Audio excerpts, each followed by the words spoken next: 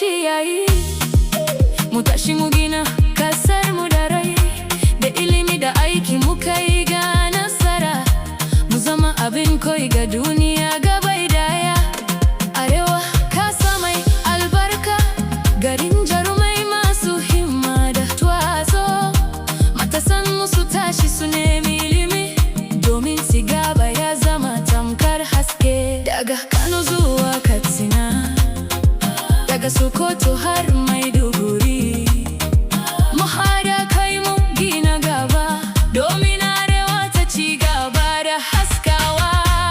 Arewa mu farka, tashi ki haskaka, lokacin canji ya zo mu runguma, da zumunci da aiki tare za mu kai Arewa matsayi mai daraja.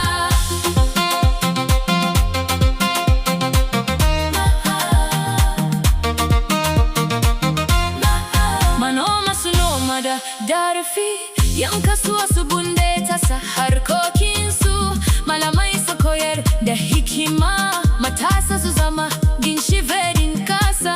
Mu guji zaman banza da rikici, mu rungumi zaman lafiya da soyayya, domin ci gaba na zuwa ne idan muka haɗa kai gaba daya. Arewa mu farka, tashi ki haskaka, lokacin canji ya zo mu runguma, da zumunci da aiki tare za mu kai Arewa matsayi mai daraja.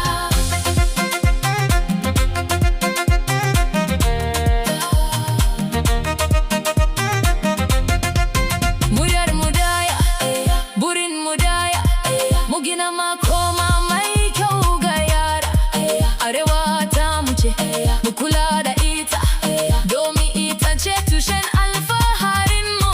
Arewa mu farka, ki ci gaba da tafiya, da ilimi, sana'a da haɗin kai. Allah ya albarkaci da mu. Arewa